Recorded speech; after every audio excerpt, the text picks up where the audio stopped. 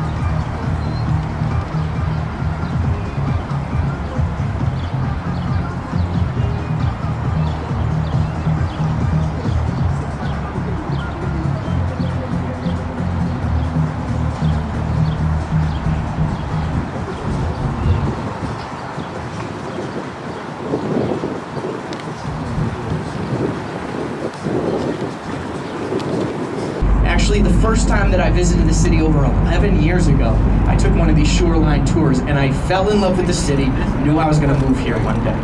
I don't expect any of you guys to sign a lease by the end of my tour, but I do want to transfer some of that passion that I have always felt about our beautiful city onto you guys. So we've got a lot to talk about because Chicago is alive with stories. That's where the original shoreline was. So you might be wondering, what's all this around us? Where did this come from?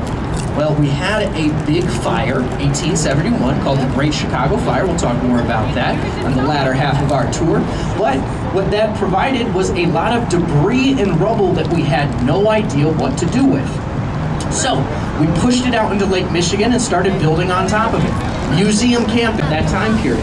We wanted to prove that we were just as beautiful as any other city in the world, but we didn't have our own identity yet. So we just started copycatting what Europe had going on.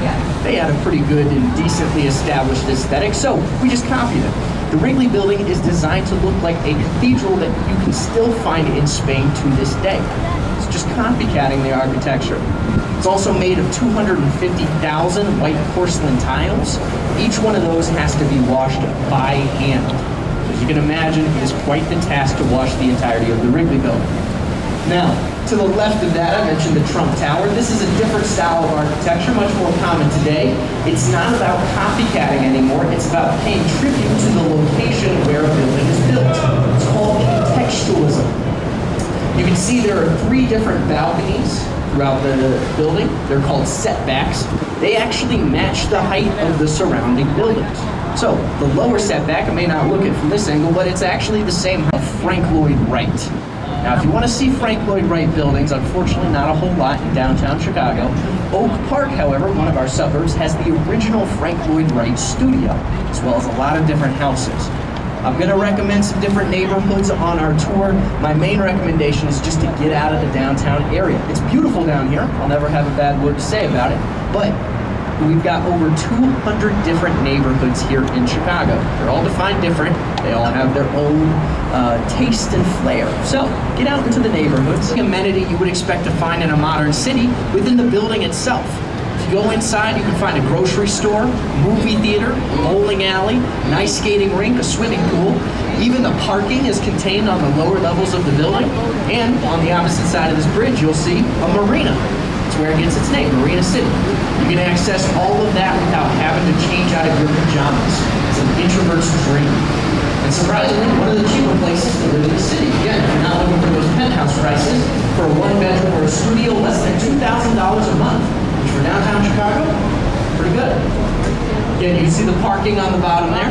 Cars have only come out the backside twice, both times intentional. One was for a Steve McQueen movie, The Hunter. Another was an Allstate commercial more recently, replicated the stunt. But if you want to feel better about your job, somebody's job to valet park each and every popular in the Roaring 20s. It's all about opulence and wealth.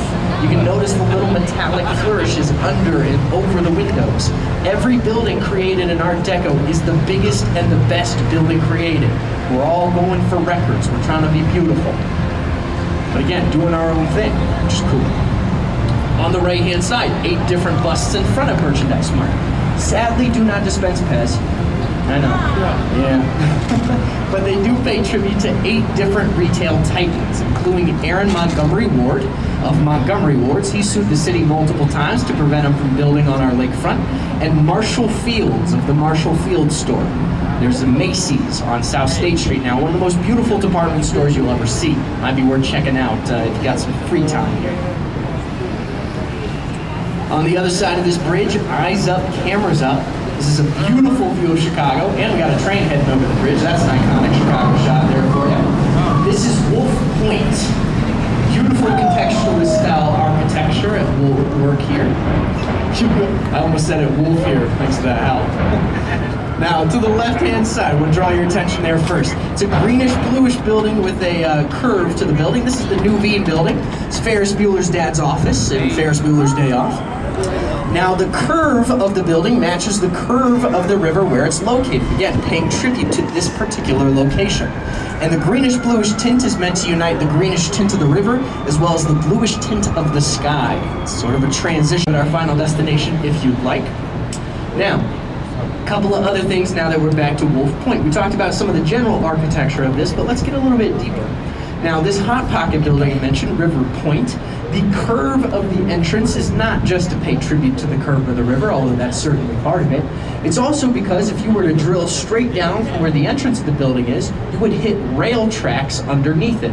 You can notice all these different fans. These are meant for circulating air in the railways beneath. On the next portion of our tour, right-hand side, all has railways beneath it. They all run to our suburbs, Union Station, Ogilvy Station.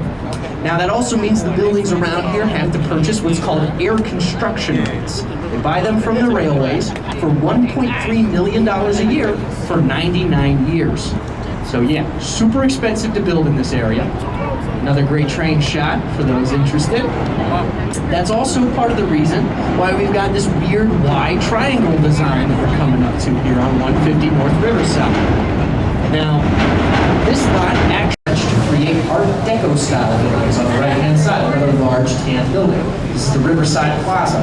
Again, streamlined verticality, all about looking optimistically to the future. It's got kind of a futuristic look to it. Diversity, inclusivity, all of this is being celebrated. So we have buildings that reflect that. We've got a lot of different styles of architecture. The task that contextualist buildings take on is blending all those unique styles into one cohesive city, right? They're team players. The setbacks match surrounding buildings. The glass reflects it back at you or is a shade of the surrounding buildings.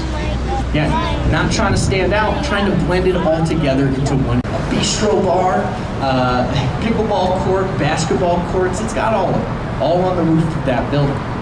And it's private, unfortunately, but it does make this building a green building. It's LEED certified. It stands for Leadership in Energy and Environmental Design. It's another big facet of modern buildings. We're not just about fitting in, we're also about cutting back our carbon footprint and making sure we're playing nice with the environment as well. So that brings us up to modern day from an architecture perspective. But the thing this provides us with is not just a travesty that we won't stop talking about. It also provides us with an opportunity. The first city has been burnt to the ground. The second city can rise from the ashes. This is where we get our nickname. It's not because we're second to New York. Keep that in mind. Now, architects from all around the world see this as an opportunity. Chicago's a blank slate, ready to be rebuilt. Right out on the water. Yeah. They're trying to tell us the hotel's not. Yeah. I read on London. Wow, so we I'll said, tell my right? sister. She likes this. As long as it's investments in our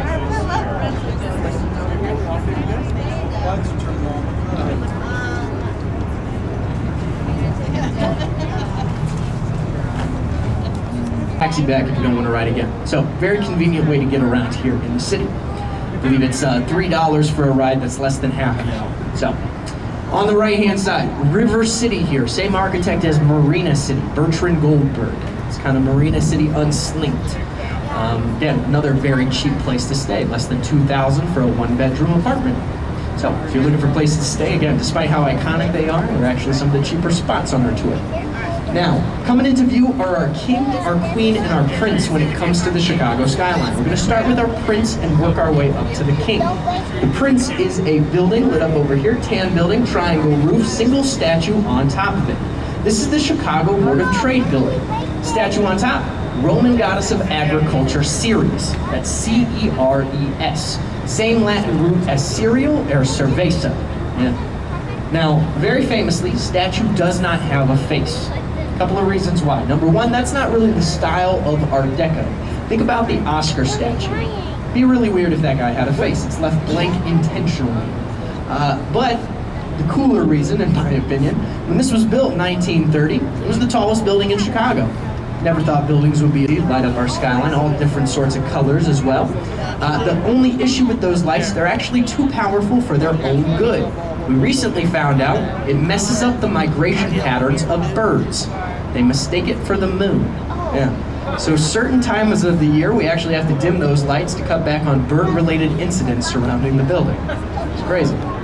Also, the top of the building is meant to reflect the... Now, if you have a spire, like on top of the One World Trade Center in New York, it's an antenna without any usable stuff in it. It adds nearly 400 feet to the top of that building. It does count. So, if we're going roof to roof, we still got it.